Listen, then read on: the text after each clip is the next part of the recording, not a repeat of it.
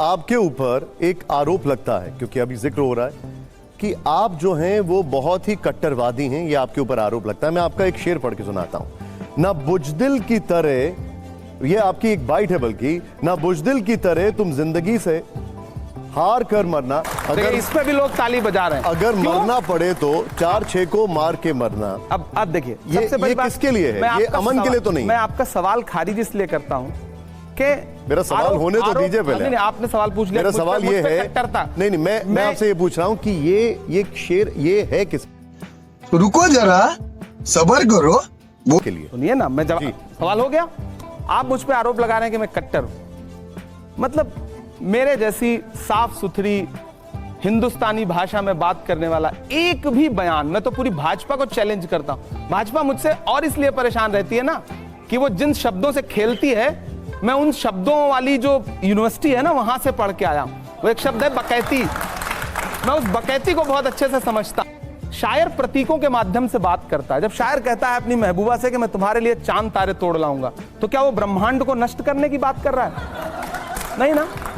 शायर प्रतीकों के माध्यम से बात कर। भेड़िया, मैं भेड़िया शब्द इस्तेमाल कर रहा हूं। भेड़िए के खिलाफ कितनी कविताएं लिखी गई हैं, आप सबने पढ़ी होंगी। भेड़िया सामने है, उसकी आंखें लाल हैं, उसे तब तक घूरो जब तक वो तुम्हें घूरना बंद ना कर दे।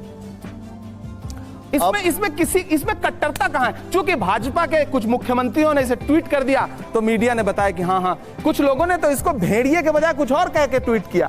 ये कौवा कान ले उड़ा, जो हम अवध क्षेत्र में कहावत सुनते रहे। तो दरअसल भाजपा जिस चीज से खेलती है ना, मंचों से आप शिकार मत बनिए। मुझे एक बात बताइए, मंचों से मरने मारने की जो बात हो रही है, ये किसके लिए हो रही है? अरे कमाल है। मतलब जब आप मंच पे खड़े होकर के ललकार के कहते हैं, मतलब ऐसी भाषा, ऐसी कविता सुनाऊंगा आपको, तो आपको लगता है कि वो कत्लेआम मचाने की बात कर रहा है शायर। अरे जोश दिला रहा है जनता को। मैं एक मंच पे खड़ा होकर के, सर मैं बड़ी मजे की बात बताऊं, मैं एक कार्यक्रम में गया कोलकाता में।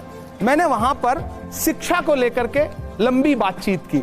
मैं अपने हर कार्यक्रम में यह काम करता हूं। मेरा एक शेर है कि इस तरह हौसले आजमाया करो, मुश्किलें देखकर मुस्कुराया करो, दो निवाले भले कम ही खाया करो, अपने बच्चों को लेकिन पढ़ाया करो। मैं ये शेर पढ़ते पढ़ते एक भूमिका बना रहा था, और भूमिका में मैंने कहा कि अगर समाज में सम्मान पाना चाहते हो, मेरे अपने समाज के ज्यादा लोग वहां बैठे थे, तो मैंने कहा आइए ब्यूरोक्रेसी का हिस्सा बनिए, सिस्टम का हिस्सा बनिए, सिस्टम सुधारिए, सिस्टम पे कब्जा करिए।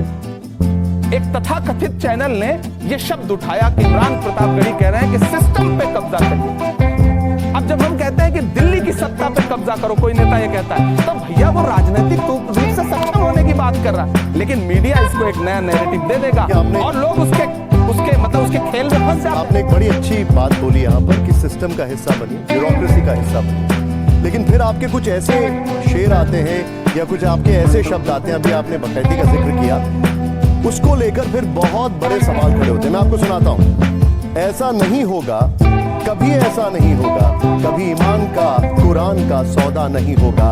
हमें तो कत्ल कर दो शौक से मंजूर है, लेकिन शरीयत के किसी मुद्दे पर समझौता नहीं होगा। क्यों होगा? क्यों होना चाहिए? आप जिस आस्था को मानते हैं निशान भाई, आप बड़े धार्मिक व्यक्ति हैं, आप अपनी आस्था से क्यों समझौता करते हैं? किसी को नहीं करना चाहिए। किसी भी धर्म का व्यक्ति हो, किसी भी मजहब का व्यक्ति हो, भारत का संविधान कहता है कि सवाल ये है, अपनी मेरा सवाल सुन लीजिए, मेरा सवाल आस्था है उसको मानने। मेरा सवाल, देश संविधान से चलेगा या शरीयत से चलेगा? हाँ, ये सवाल मैं जानता था कि ये सवाल जरूर आएगा। ये सवाल आता क्यों?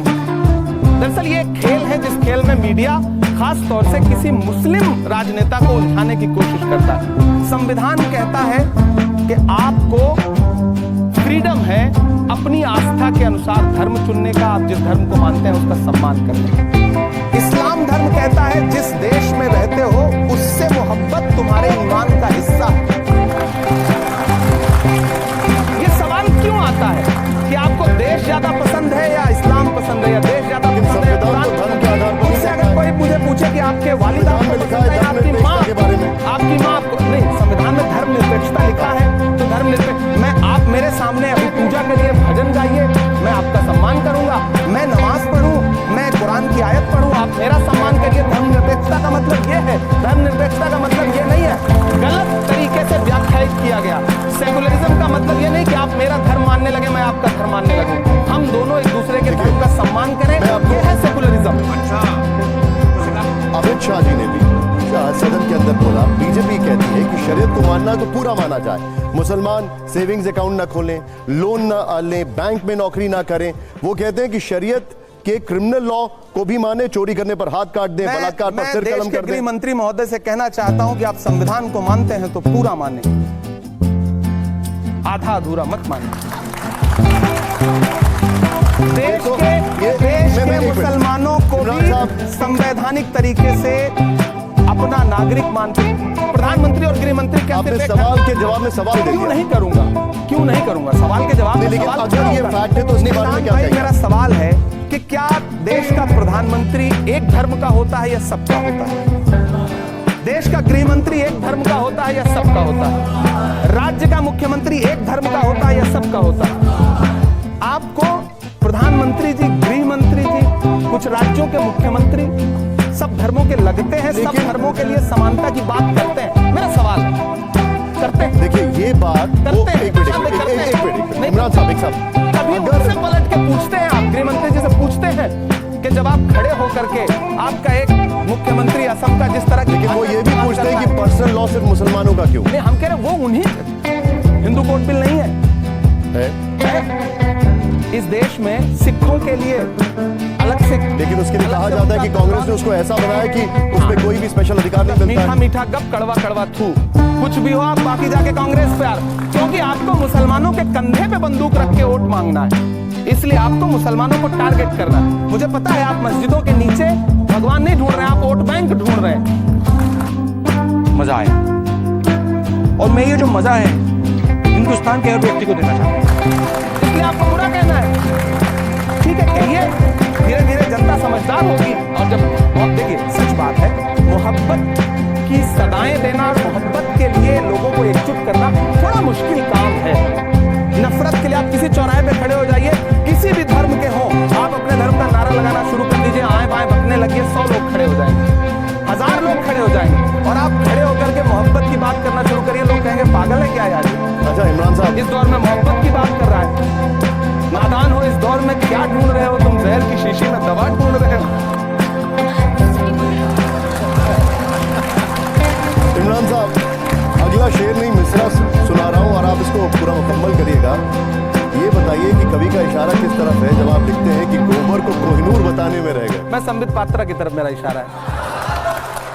उन्होंने बताया था पूरा शेर चैनल पे, ये सोशल मीडिया पे बड़ा वायरल हो रहा है, पूरा शेर तो पढ़ दीजिए। नहीं मतलब अब उन पर बस एक ही मिसरा याद रखने का मन करता है, उसके बाद भुला दिया मैंने, क्योंकि बाद में मुझे समझ में आया कि मैं थोड़ा मैच्योर हो गया हूं।